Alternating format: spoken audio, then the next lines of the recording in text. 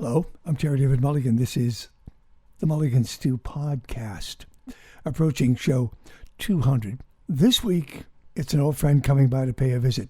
I spent the better part of, it felt like 15 years, doing junkets, movie junkets, in New York and Los Angeles, sometimes Chicago, sometimes London, sometimes Hawaii. And we, all of the film critics in various cities across North America, would all fly in, all show up at a hotel, gather, go straight to the bar, say hello, have a glass of wine, get caught up. One of those junketeers was Shawn Edwards, and you couldn't miss him because he was as loud as anyone in the room, because he was a big guy. He's a big guy with a big voice, as simple as that. But he wasn't talking trash. He knew his film, and he knew his actors, and he knew his directors.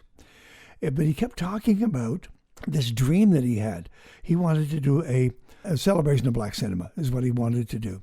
It eventually happened 4 years ago. The fourth annual celebration of black cinema takes place December the 6th in Los Angeles.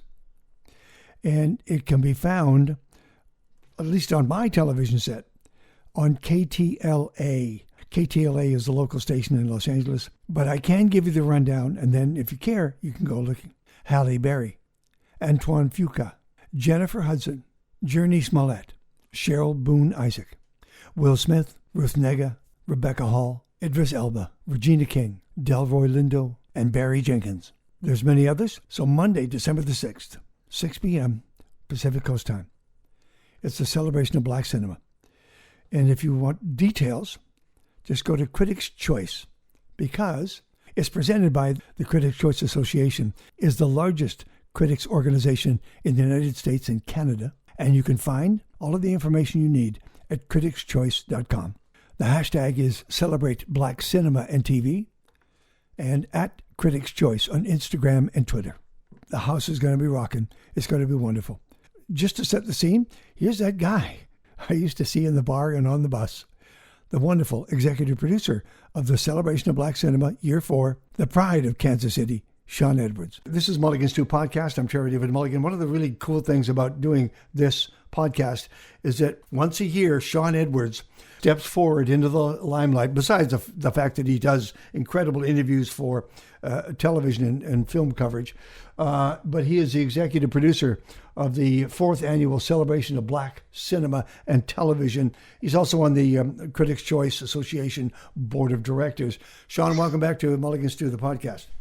No, thanks a lot. Thanks for having me. We had a great time last time. I guess that was about a year ago now. So, yeah, it was fun. It was informative, and I always love talking with you. I like the Eddie Murphy year. That was a couple ago, and because it was loosey goosey. It was a great hang. It was funny, and the formalities were not what you. That's the kind of thing I love. If we're going to gather, let's have fun with it, right?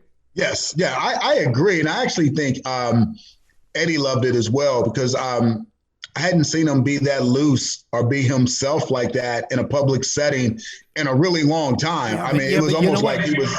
I think he knew that he couldn't hide from that room. They knew him. They knew who he was. You're right. I think you're exactly right. But he seemed to love the night, and we loved him back for it. Yeah, it was a great environment. I think the title of the event set the tone, because it's called a celebration. And I think we were there to celebrate. I think the honorees were there to celebrate. And I think that just lent itself to everyone having a good time. It's a celebration. It's like you said, it wasn't formal, it wasn't stiff, it wasn't slow, it wasn't boring.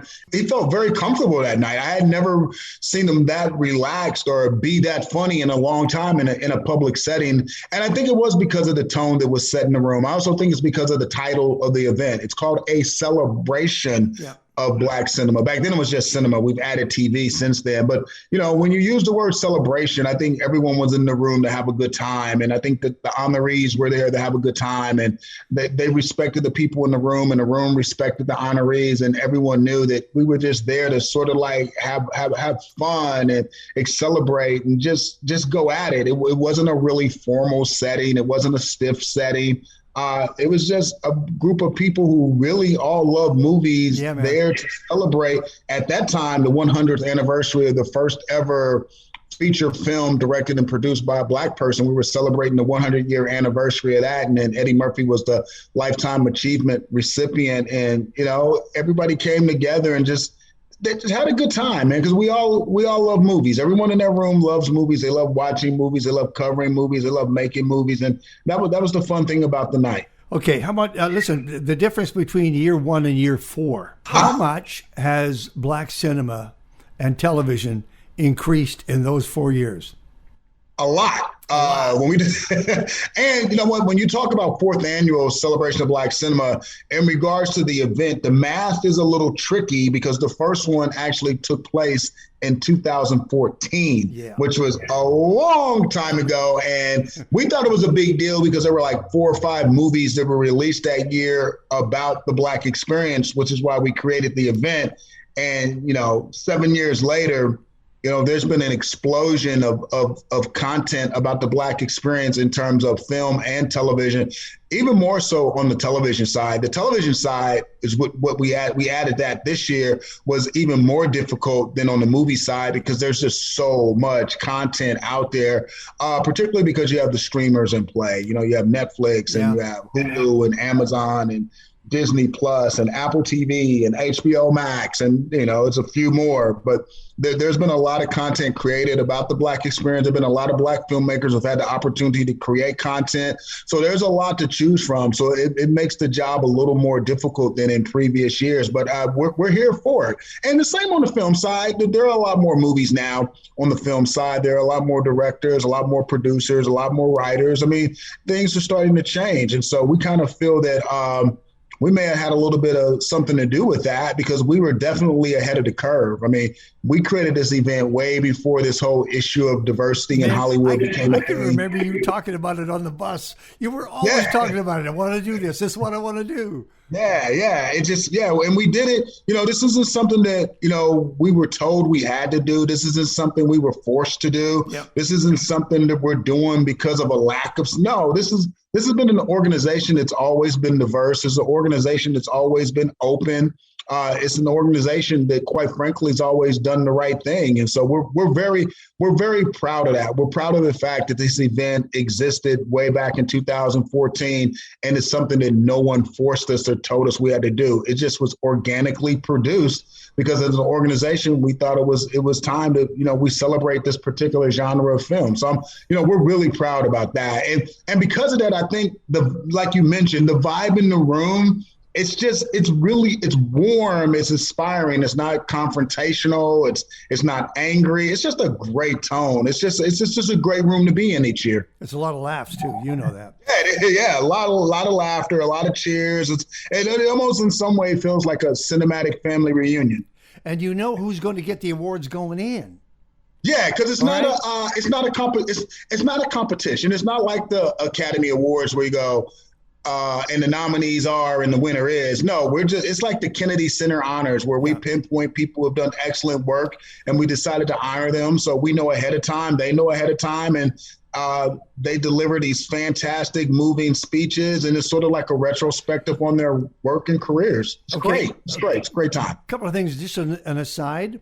I saw the whole celebration of Black cinema and television in block letters, and it's spelled CBC TV.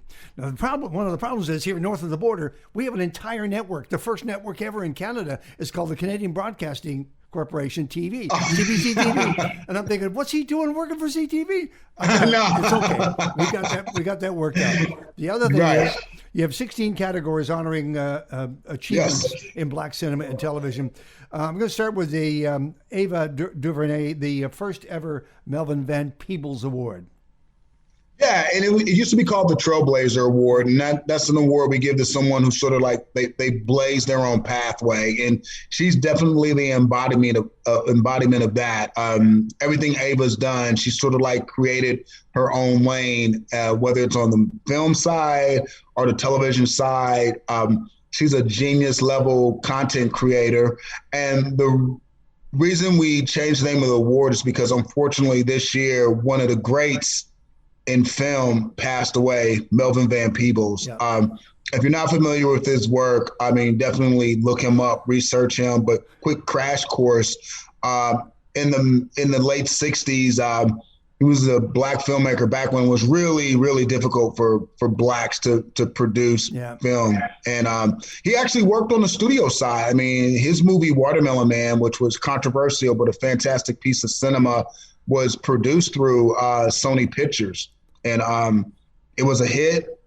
He made the studio a lot of money, but at that time he felt like, he didn't quote unquote want to work for the man, and passed up a lucrative second picture deal to go out on his own and make an independent film called Sweetback's Badass Song, which ultimately led to the creation of the blaxploitation genre. And the studio would never have let him shoot that film. No, the studio would have never let him shoot one scene of that movie. You got to remember, back in the day, I think that movie predated rated R, and they were trying to slap a rated, I think they did, or they were trying to slap a rated X on it. Had some explicit sex scenes.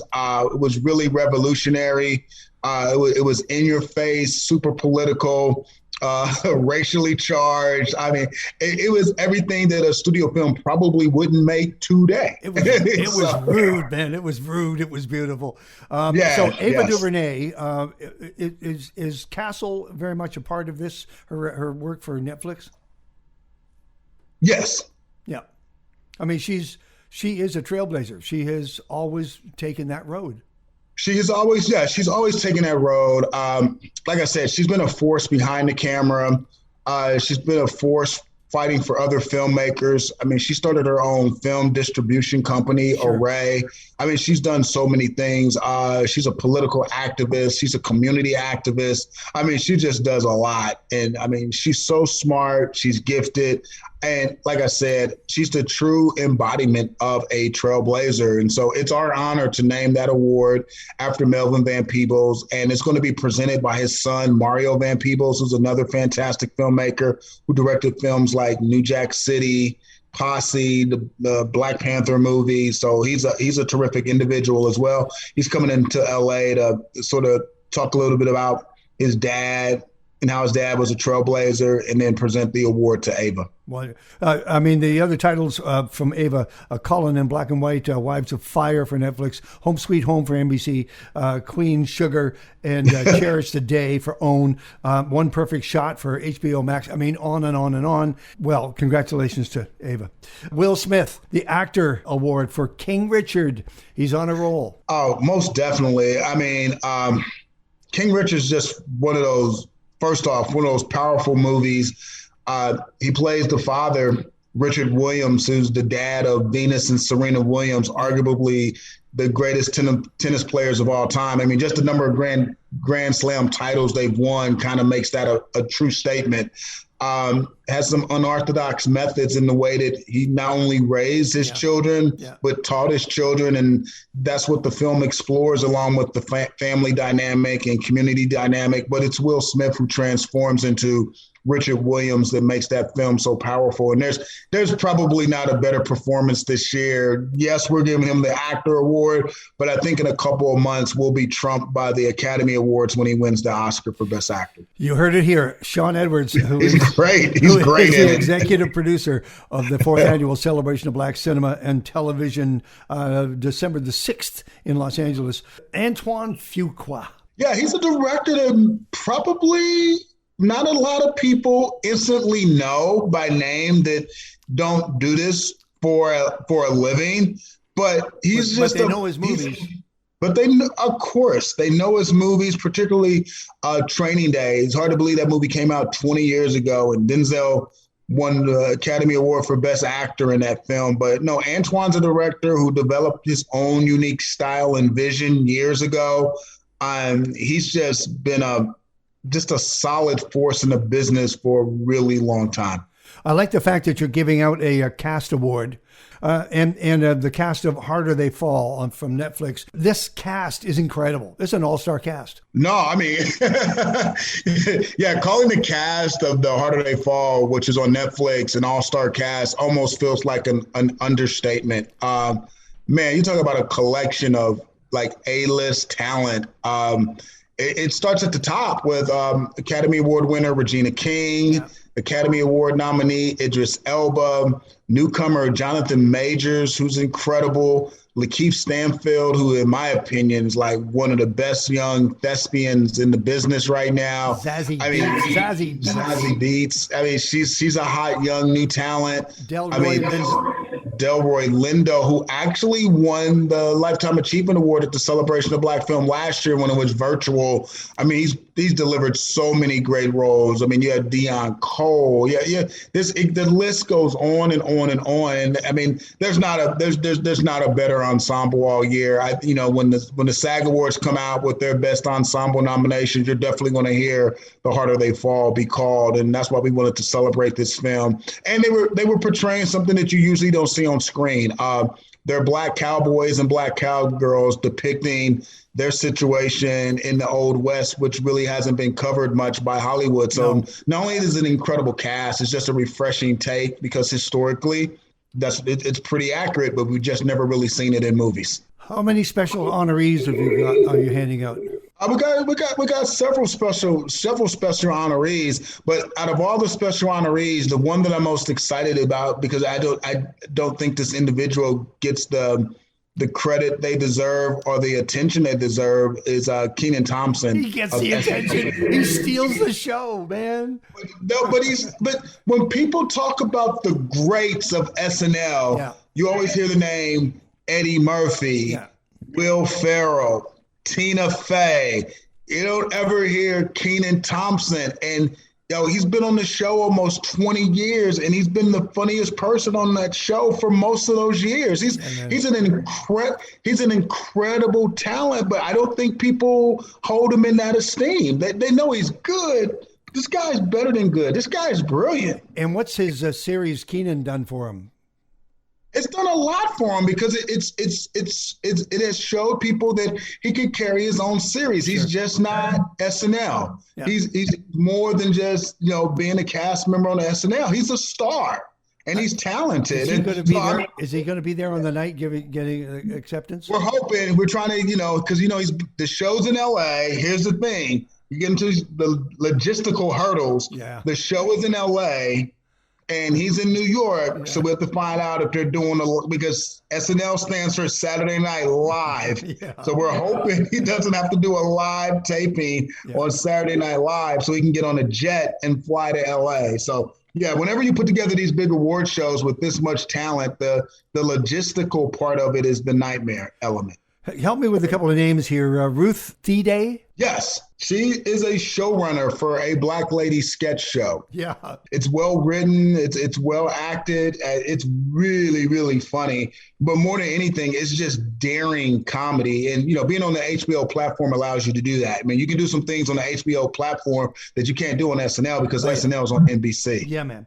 Who's the breakthrough this year? Tohi Jimo. Ted Lasso, the show that saved everyone during the pandemic, co-created by Jason Sudeikis, starring Jason Sudeikis. No, that young man's just very charismatic, has great chemistry with all the cast members. He delivers a wonderful performance on a show that's full of wonderful performances. There's a special honoree award going to Ruth Negga for a passing. Yeah, man.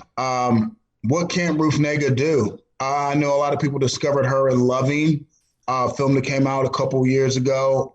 She's just an amazing actress. I mean, she's gifted beyond belief. And, Passing is one of those interesting movies that's playing on Netflix that deals with a subject matter that's, hard to believe, but really never been tackled before, where African-Americans who look white could pass as actual white people in society. And this film deals with the repercussions of that, both the pros and the cons of that. It's shot in black and white, ironically, by actress Rebecca Hall, who made her directorial debut. And, the interesting thing about Rebecca Hall is she's actually passed during her whole career as an actress because she has an African-American mother. But I mean, when you look at Rebecca Hall, you can hardly tell. And so she's finally opened up about hiding that side of her family and now coming out and talking about that side of her family. So some really powerful stuff, both in front and behind the camera when it comes to that film. And the other, Shawn, honoree is Danielle Brooks for Yes. Mahelia. On the television, on the television side, the actual title is Robin Roberts Presents Mahelia Jackson. Robin Roberts, known for being the lead anchor on Good Morning America, produced the miniseries on television, and Danielle Brooks plays the lead. World-renowned gospel singer Mahelia Jackson, who many believe had the most powerful voice in the history of humankind. Just an incredible vocalist. She sang at the funeral of Dr. Martin Luther King Jr. She was also what was the name of the movie? Oh, it's right on the tip of my tongue. She sang in a movie, ironically, about passing. I forgot the name of the movie, but she's known for that. She's known for that incredible performance in that movie, where she delivers this amazing song. But just probably the most well-known gospel singer ever in the history of the genre. There is Sister Rosetta Tharpe. There's the two of them back to back. No, there's some great ones, but Mahelia's up there. Mahelia's up there. Okay, don't get me going on music. Shawn Edwards, the executive producer, and on the Critics' Choice Association board, the Celebration of Black Cinema and TV, Monday, December the 6th, the Fairmont Century Plaza, LA. It'll be like a junket. All right, now, Tony winner, Patina Miller, also a special nominee for on Stars. Yeah, she's in the movie. She's in the Power. She's part of the Power universe, which was created by 50 Cent, and she's amazing. The Power book series is just one of those things that sort of has a cult following, but it's just a fabulous television. He's rattled off about 4 or 5 of those series that all fall under the Power universe, and she's perhaps the main and best cog of it all. And Shawn, your last special honoree, a writer, an actor, a consultant for HBO's Insecure, Natasha Rothwell special. Yes, and she's and well earned this one. No, she's not only is she a terrific actress, but she's also a gifted writer as well. So she's kind of got like that double. She's got that double skill set. She can do it all. But also, speaking of music, you forgot one very important award, and I forgot it too, which is Best Actress, which goes to Jennifer Hudson for her portrayal as Aretha Franklin in Respect. I'm getting that because the last 4 names I got are Halle Berry, Anthony Anderson, Jennifer Hudson, and Barry Jenkins. You want to take those 4? Okay, well, we'll start first with Anthony Anderson. He's getting the producer award. He's stepping out of his acting shoes and doing a little producing, and he's been great at it. And I think, the second half of his career, he's going to be a fantastic producer. He may still well do some acting because he's good at it, but I think he's going to be a force when it comes to producing. Director Barry Jenkins speaks for himself. He produced and directed The Underground Railroad, just an amazing miniseries. What he did with that creatively is almost beyond words. He's just gifted. I mean, people know him from Moonlight. He directed Moonlight, which won Best Picture. He also directed If Beale Street Could Talk, one of the most gorgeous looking movies ever filmed. Yeah, he's a gifted director. But want to touch on Jennifer Hudson and her portrayal of Aretha Franklin in Respect. Actually, I think it's one of those performances that's getting lost in all the Oscar talk, but it was an amazing performance. And when the Lady of Soul, Aretha Franklin, handpicks you to portray her in a biopic, you almost have to deliver. We know she has the voice, but once again, she proves that Oscar she won for Dreamgirls was no fluke. She's a great actress. Really good actress. Yeah. And then last but not least, you gotta save the best for last. The Career Achievement Award, which is our equivalent of the Lifetime Achievement Award, goes to Miss Halle Berry. Hard to believe she's been acting for 3 decades. She was discovered by Spike Lee. Her first movie was in Spike Lee's Jungle Fever. She was opposite Samuel Jackson. The two of them played 2 crackheads. She was amazing off the jump, but she not only became just a terrific actress, she became a cultural icon. I mean, she was the personification and the representation of Black women on screen for a long time because, she was working in the biz way before there were a lot of opportunities for the likes of Alfre Woodard or the likes of a Viola Davis or an Octavia Spencer. I mean, she predated all of them. She sort of is to Black actresses what Sidney Poitier was to Black actors. She opened the door. she became the gatekeeper. She became the example. She became the personification of Black excellence on screen. And she had to carry that weight for a lot of years. I mean, she landed in some high profile stuff. And you know that many of the actors that wanted to work in her field would go to her and ask her. Yes, 100%. You are 100% correct. She was a mentor, right? No, she was a mentor for an entire community of actors, male and female, because she was afforded opportunities that you had never seen before. I mean, she was a Bond girl. Yeah. She was in comic book movies. Yeah. You know, she was in mainstream stuff like the Flintstones. You know, she was Catwoman. I mean, she did, and then she did movies and she did TV. Some of her best work was on the TV side. Her portrayal of Dorothy Dandridge Dorothy Dandridge on HBO is perhaps her best performance. That was the most incredible miniseries I've ever seen. She was incredible in that. Then, of course, she won the Oscar for Monsters Ball. She was terrific in Losing Isaiah. I mean, she just delivered solid performance after solid performance. And then she's sort of been on this renaissance this year where she made her directorial debut with Bruise and also starred in the movie where she portrays an aging MMA fighter. And I mean, she's just as fierce in front of the camera as she was behind the camera. And I don't think she's done yet. No, because she's got a big budget Roland Emmerich movie in February and some other stuff. So yeah, she was in John Wick movies. I mean, she's still going and she's like 55 years old. So I think she's also going to be a producer of note. She's going to she's going to take projects forward. She's going to be a producer of note, a director with authority. She's going to do a lot of great things long into her life. She's an incredible talent. And this award, we are the ones who are worthy for this one. You know, like we're honoring her, but I feel like she's honoring us by accepting this award. I tell you what, it's an amazing time right now. You read the headlines, you turn on your television. Yes. There's some heavy stuff going down. And it's been heavy for a while. For the past 2 years, it's been particularly heavy, which is even more important for cinema to function as escapism. Exactly that. Exactly. Take me out of that for 2 hours and set me free. That's it. Yes, that's it. Exactly. Exactly. We needed more than ever now. But thanks to all the people that we're honoring, they help us do that, and they do it very well. Shawn Edwards, who is the executive producer of the 4th Annual Celebration of Black Cinema and Television, December the 6th. Now, I know I can see it here in BC on KTLA, but where else is it going to be? Where else is it going to be streamed? Yeah, okay, we've signed a syndication deal with a company called Nexstar, which owns KTLA, and we'll have a list of the cities where you can watch that at criticschoice.com.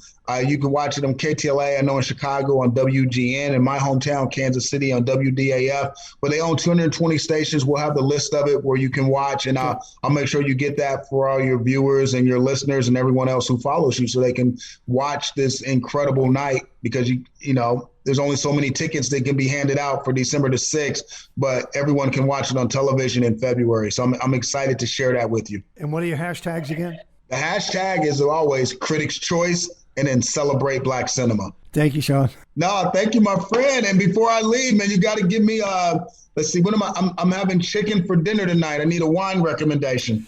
Well, the first thing you think of is, no matter what you do with that chicken, is a Chardonnay or a Chablis. I go a Chablis. I do a Chenin Blanc or a Chablis. Something with a little less oak and a little more minerality and bite to it. Okay. I mean, you have many choices down there. Just take them one step at a time. Chardonnay, if you're comfortable with that. Otherwise, a Chenin Blanc or a Chablis. Sounds good, man. So I can't wait till we share a glass of wine in person together. Thank you, Shawn. Hey, thanks you so much. This has been great, man. I could talk to you all day. I appreciate it. Last thing. How do people follow you? What's your best way? All social media platforms. It's S, that stands for Shawn. My last name, Edwards, then K as in kitten, C as in cat. So S Edwards, KC, across the board. Thank you. Thank you, sir. Shawn Edwards, Kansas City, a film critic, a reviewer, and a backer of filmmakers. He conceived of and then brought to light the celebration of Black cinema. That's year 4 that we were talking about. And December the 6th is the night that everybody celebrates in Los Angeles. at the Fairmont Century Plaza Hotel in Century City. I'm going to watch it on KTLA in Los Angeles because I have it on my box. I would strongly urge you to go and see if you can find it on your television or your laptop, simply because it's the best night. It's the best award show. It's such fun. It's a loose hang, and it's funny. Thank you, Shawn Edwards, for joining us, and congratulations to Critics' Choice. I'm Terry David Mulligan, and this is the Mulligan Stew Podcast.